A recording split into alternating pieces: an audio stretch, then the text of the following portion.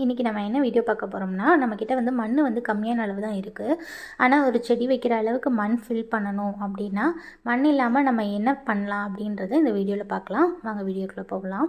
இப்போ வந்து செடி வைக்கிறதுக்கான அந்த பிளான்ட் பாட் எடுத்தாச்சு. அதில் வந்து இப்போ நம்ம வீட்டில் வந்து தேங்காய் டெய்லி உடைப்போம்ல, அந்த தேங்காய் நாரை வந்து நான் சேர்த்து வச்சுருந்தேன். அந்த நாரை வந்து இந்த மாதிரி குட்டி குட்டியாக பிரித்து எடுக்கணும்.